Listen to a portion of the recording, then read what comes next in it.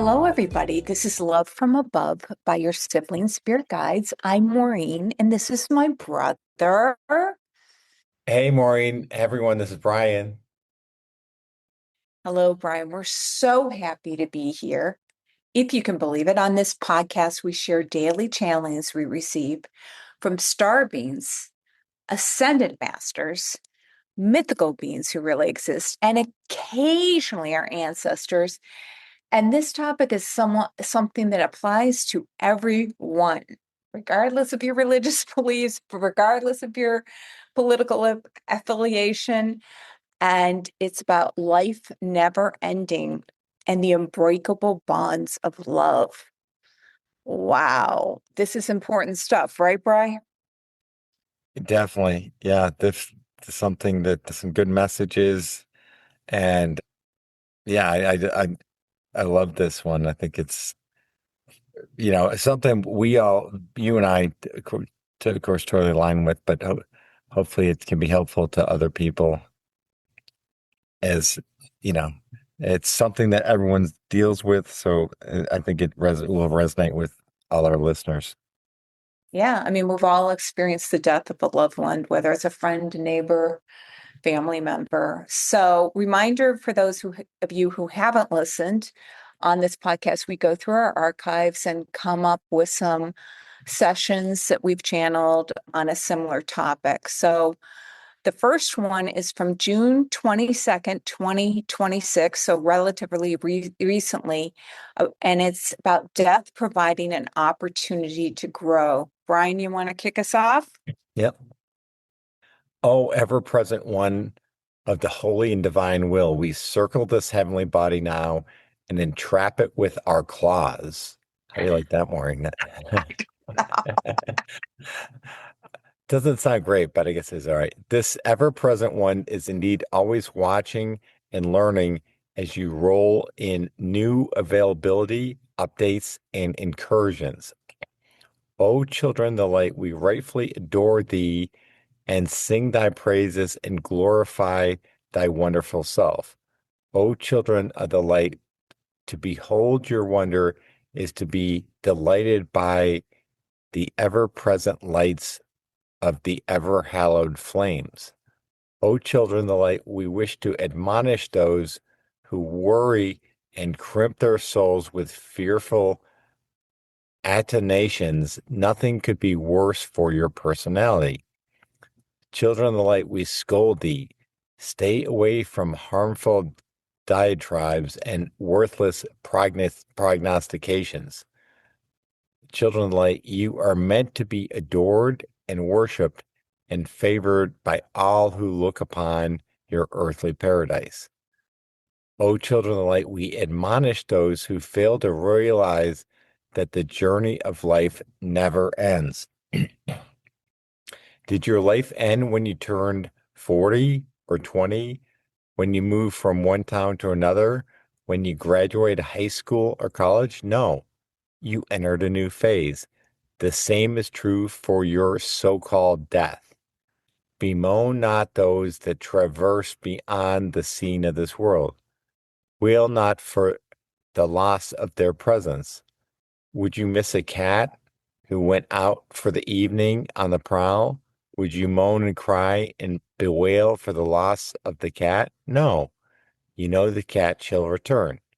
Your dearly departed loved ones shall never leave your side, for the bond of love are durable, strong, unbreakable, and not even your so-called death can break these bonds.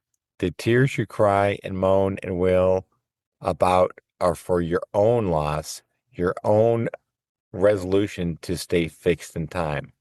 The death of a loved one is an opportunity for you to grow and to change.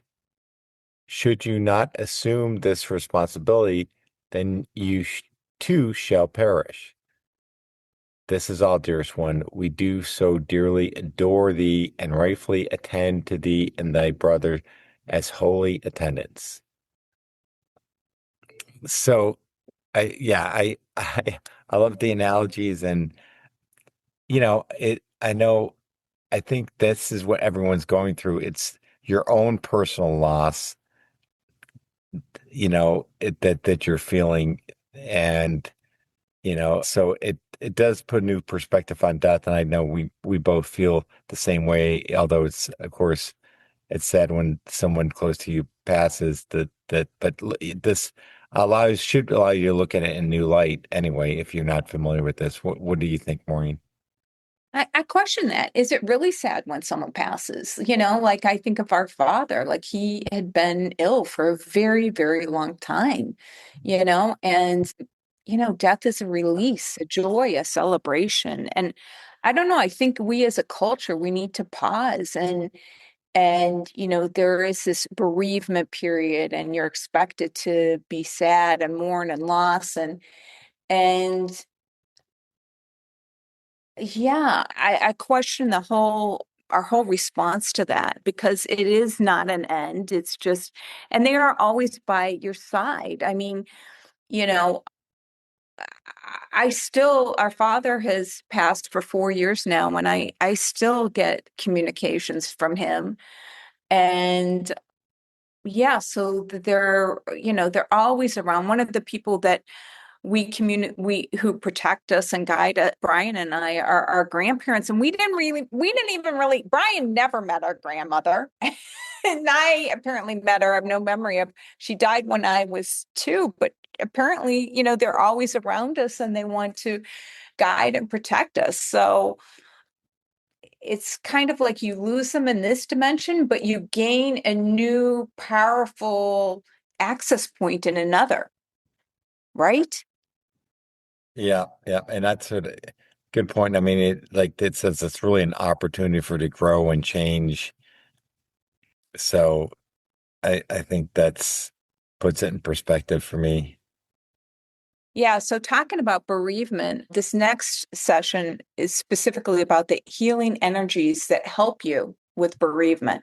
And this is from April 20th of 2026. Darling, the rightful place for humanity is beneath the skies of heaven. We call upon the inhabitants of Middle Earth to raise their vibration so they may rightfully access the resources that dwell within. Our place within the heavenly structure is that of light support. What does this mean?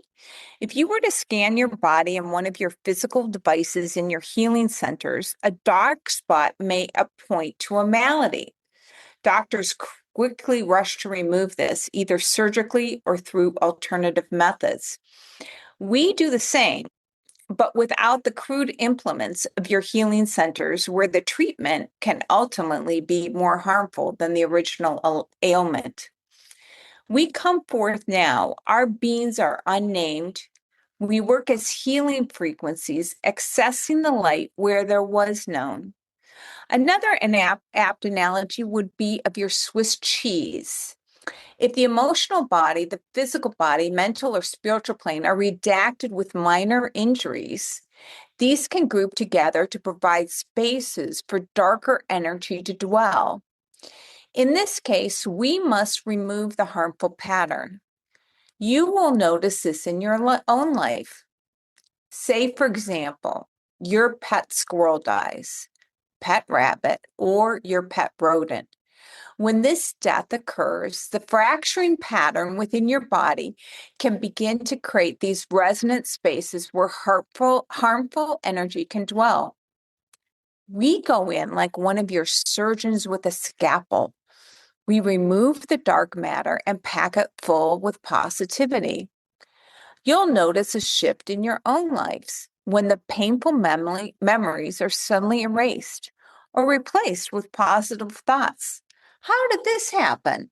I used to think this way, and now I think this way.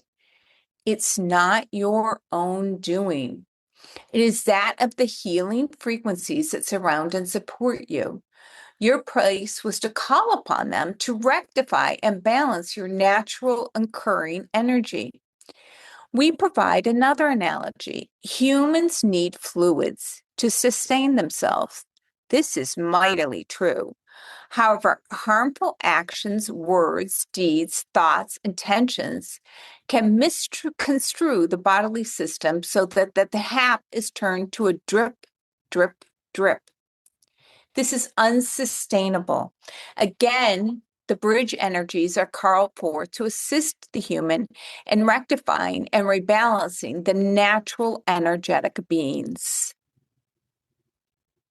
So, what do you think about that? I mean, I love how they're talking about when you are in bereavement, like you could have a fracturing pattern within your body. But if you call on them, they're there to help, and they can pack it full of positivity and fix the harm that you're actually causing yourself by the negative emotions of your loss.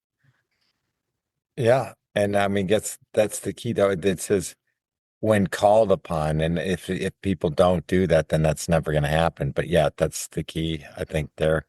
But yeah, I think some good analogies, the Swiss cheese and about the pet, although it cracked me up, the pet squirrel. I don't know too many pet squirrels, but you get the point. I thought, yeah, that was a good message. And that, anyway, I think like anything, it's like calling on others to help.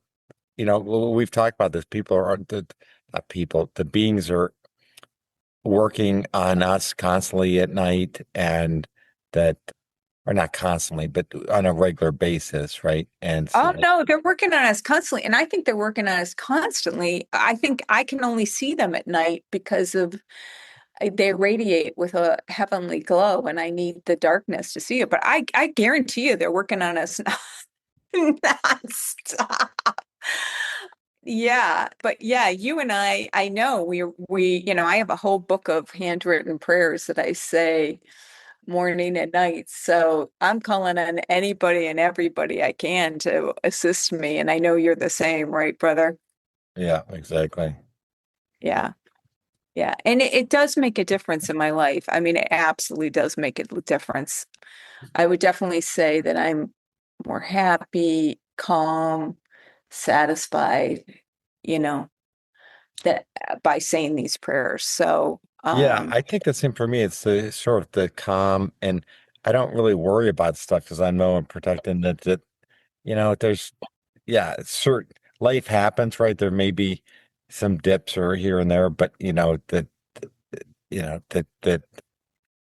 it just provides me with a lot of strength, I think, from just knowing that there's this whole, army of beings and, whether it's guides or ancestors that are there to, support you and everything that you're doing. So, and star beings. Don't forget the yeah, star beings, yeah, who are not absolutely. here to take over the planet and harm us or enslave us.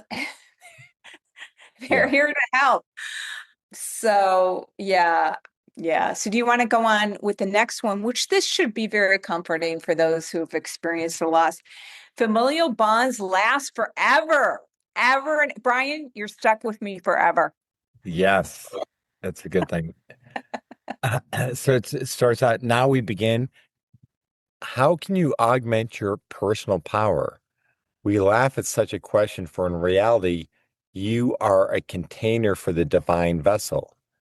There is only the one lady's power and gifts which flow through your sacred being.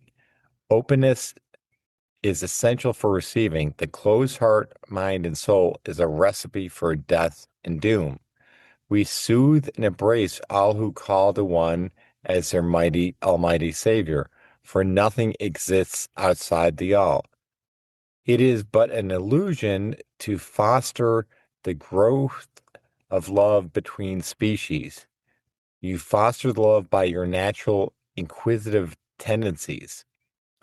Hold still as we plunge through this being to correct the ultimate deficiencies. You may think you are unique with the ability to know of these internal clearings. All beings receive such care. The only difference is that others are unaware of the external goings on of their extended guiding parties. We do enjoy lapping and loving with our bequeathed tenderized species. We speak now on other matters regarding love. The singular type of love prized in your culture is familial love, the bonds between mother, son, father, daughter. These bonds cannot be broken even by your so-called death. The ties that bind the familial units crisscross through generations of inhabited beings. Historic legends can carry forward from one path to another. The same is true with regards to these familial circles. There are bonds between these species as well. Dedicated, loving creatures who serve their masters in gentle, loving ways unseen through human eyes. Humans forget their divine brethren who are willing to assist at a momentary notice. We are like the forgotten statue on the shelf, growing thick with dust from disuse. Pick us up, carry us in your bosom, so that we may engage in a more fruitful dialogue with your kind. So I love that they always use this word, but the bonds cannot be broken even by your so-called death, so that sums it up perfectly for me. But I think it's a great message that, there's probably we call on the same regular ancestors, but we probably should even call on others that we don't regularly think of to, assist. But what are your thoughts, Maureen? Yeah, I just think it's so beautiful. I mean, what's more powerful than the bond of love? I was talking with my best friend from high school this weekend, and I was like, one thing, there's two things that I know that can, I think, endure past this realm, past death. And the one is the bonds of love that you feel, and the other is, I think, some resonant wisdom that you attain. But yeah, we've all had those moments where you connect with somebody and you're like, oh my God, this is not clearly not a first meeting. Like there's a deep connection. And yeah, I can definitely, I just finished reading another Michael Newton book. I think I've read them all now. And Michael Newton is someone who specialized in trance and going back to past lives. And Brian and I are brother and sister. This life, next life, we could be best friends. Next life, we could be, mother, son, father, daughter. It's just an ongoing dance of different expressions of the same bonds of love, right? Yeah, absolutely. Absolutely. Yeah.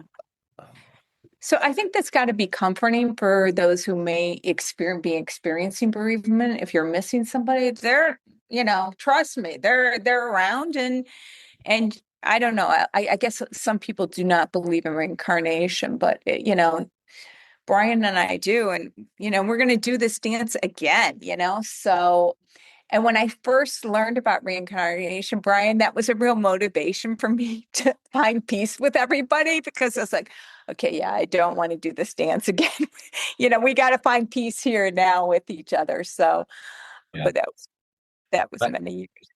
but I love how it says, yeah, humans forget their divine brethren who are willing to assist at a momentary notice. I know we constantly say this, but I mean, call on your ancestors to help, and they can help you out throughout your life. So that's a big takeaway from this one, I think. But yeah, they're always there. It's not like, they're gone. So, and I think every time you think of them, it just sort of restores that connection, right? I mean, every time. So yeah, like you said, our father's gone, but we think of him daily, and then that that energy or connection is always there. Yeah, I think it's Japan, right? I'm not sure. There's one culture where someone is not really considered dead until no one thinks of that person anymore. So that's why they always have the altars to the ancestors so that all the ancestors are considered.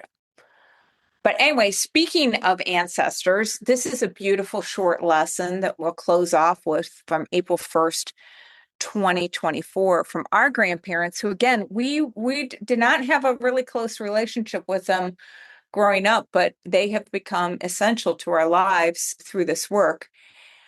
And they said, our dearest children, we are delighted that brother and sister shall be united in Brian's home.